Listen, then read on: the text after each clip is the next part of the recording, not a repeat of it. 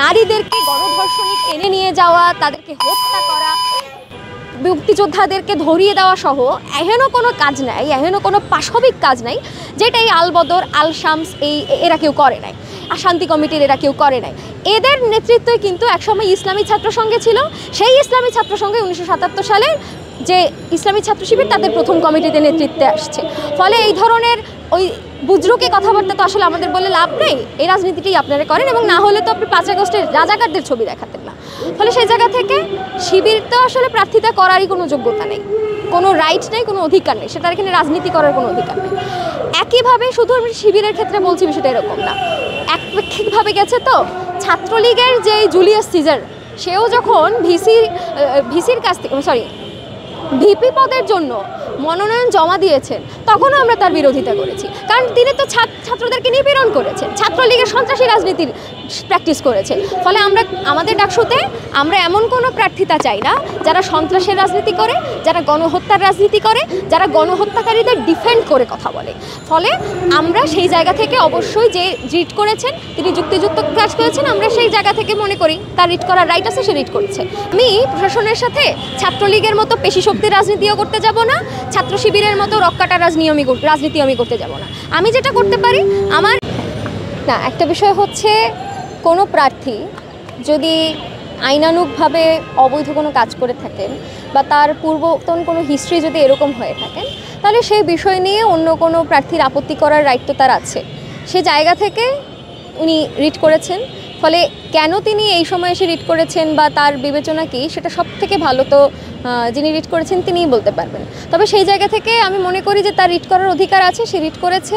সে writ করার মধ্য দিয়ে কি, যে তাকে একটা শোকজ করা হয় যে এই ধরনের কাজ করছে, তার এই ধরনের কাজ করার বা এই বক্তব্য দেওয়ার জায়গাটা কী, সেটা তার কাছে জিজ্ঞেস করা হয় এবং তাকে কারণ দর্শাতে বলা হয়। এই তো, ফলে কারণ যে কাউকে দর্শানো যেতেই পারে। এখন বিষয় হচ্ছে ছাত্র শিবির এই প্রসঙ্গে আসলে বহুবার একদমই শুরু থেকে, গত বছরের আগস্ট মাস থেকে আমরা বলে আসছি, লিয়াজো কমিটি নামক যেই একটা নাটকীয় কমিটি তারা করে তারা এখানে হচ্ছে শিবিরের রাজনীতিকে লেজিটিমাইজ করার জায়গাটা শুরু করেছে, সেটার একটা ফলাফল হচ্ছে তো আজকে তাদের এই অধ্যত্বপূর্ণ আচরণ এবং বক্তব্য। তো ফলে সেই অধ্যত্ব বা সেই বক্তব্য যদি অধ্যত্বপূর্ণ হয়, ইতিহাস বিরুদ্ধ হয়, ফলে সেটার বিরুদ্ধে তো আমরা অবশ্যই কথা বলতে পারি।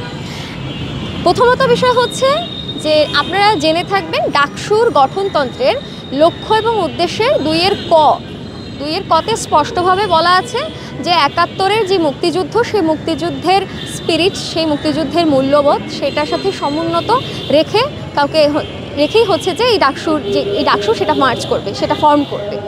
ফলে যদি কেউ প্রার্থিতা করতে চায়, তাহলে বা কোনো সংগঠন বা কোনো একটা প্যানেল যদি প্রার্থিতার জায়গায় আসে, নির্বাচনে অংশগ্রহণের জায়গায় আসে, তার কিন্তু এইগুলোকে মেনে তারপরে প্রার্থিতার জায়গায় আসার কথা ছিল।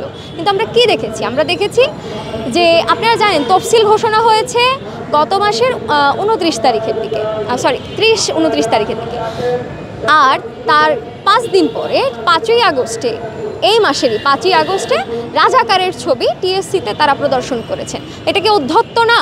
এটা কি ওই ডাকসুর গঠনতন্ত্রের 2-এর ককে ভায়োলেন্স করা নয়? ফলে আইন তো তারা ভঙ্গ করেছেন।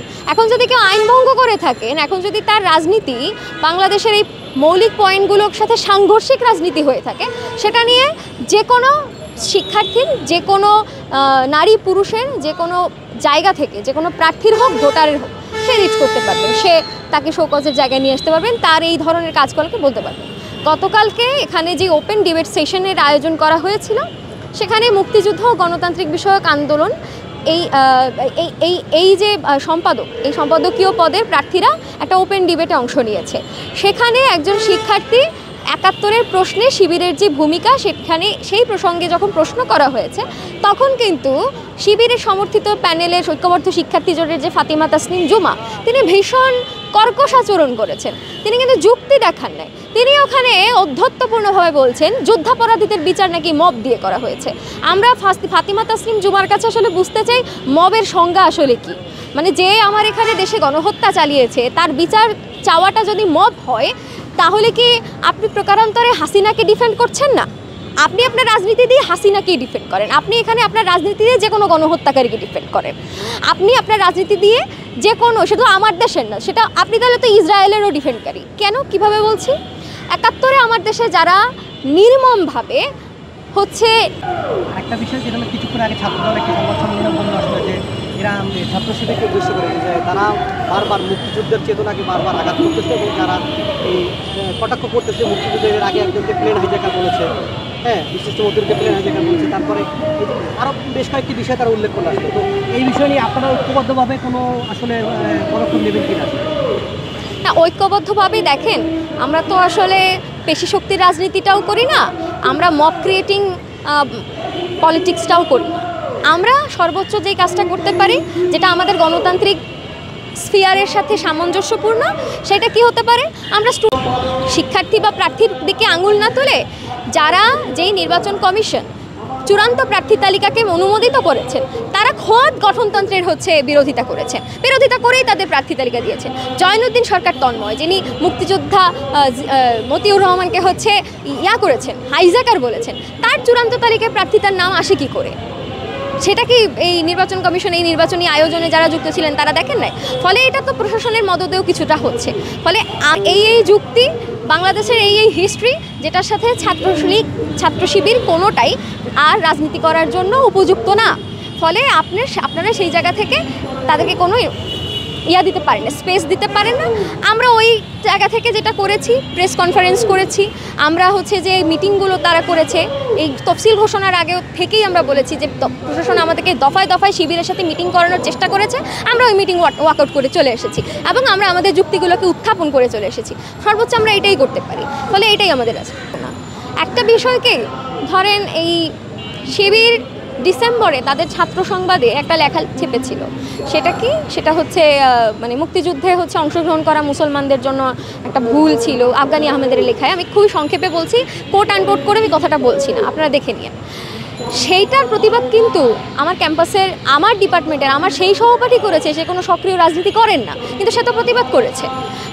এবং আরও দেখবেন, গতকালকে আমাদেরই প্যানেলের একজন শিক্ষার্থী সে একটা ছবি শেয়ার করেছে, হলে হলে যখন প্রচারণা করতে যাচ্ছে দরজায় সুন্দর করে টানিয়ে লেখা আছে, কোনো স্বাধীনতা বিরোধী শক্তি আমাদের রুমে প্রচারণা করতে আসবেন না।